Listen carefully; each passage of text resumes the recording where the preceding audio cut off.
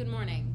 My name is Jillian Edelblut. I'm a student in the Speech Language Pathology and Audiology Department at Middle Tennessee State University. Today's video will be discussing early intervention. Early intervention is providing services and supports to infants, toddlers, and their families when that child has or is at risk for a developmental delay, disability, or any other health condition. These services can be provided for children as soon as the risk or a diagnosis is identified.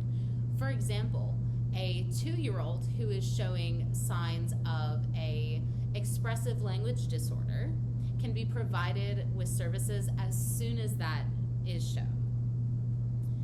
Early intervention, a lot of times, is done within the home, and it includes strategies for communication, social and emotional skills, and self-help skills.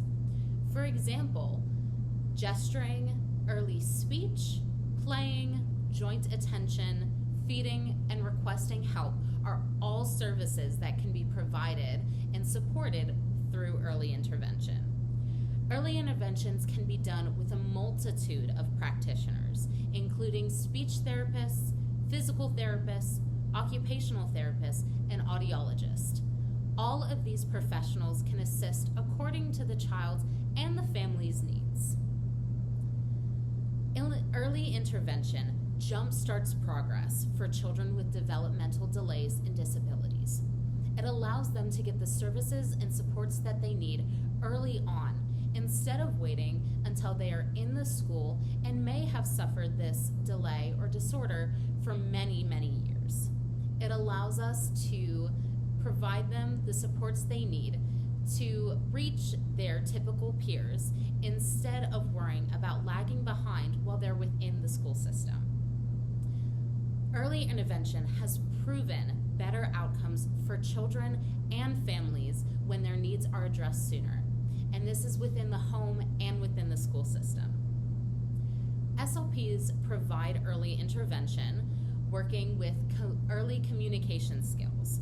This is working on gesturing, having the child do specific gestures that maybe is for typical development that the child may not be exhibiting yet.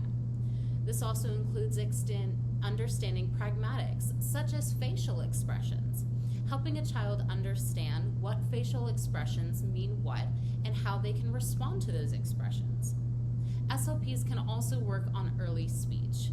In the developmental cycle of speech, SLPs can work with these children early to make sure that they are properly developing their speech sounds instead of worrying about fixing the speech sounds that may have developed improperly later. SLPs also work on social and self-help skills such as play and feeding.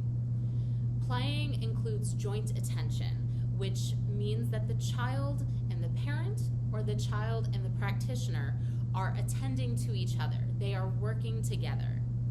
It also helps when they're playing with others. A lot of children with communication disorders will not have the social skills needed to properly play with others. And early intervention can make sure that they are able to understand socially acceptable and socially correct play. SLPs also work with feeding. This is not just for a child who has, for example, a feeding tube, but this can be any child who suffers avoidant or restrictive food disorders such as ARFID, or struggles with textures and general feeding issues. SLPs help the child to learn how to eat by themselves and proper eating techniques.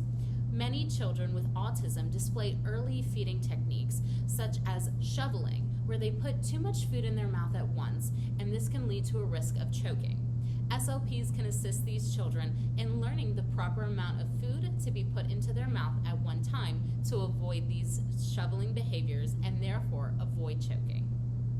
SLPs work with the families on how to best support their child and develop plans that align with the family's wants and needs. Everything that SLPs do is to best support the child and the family, which is why early intervention services are so important. Thank you.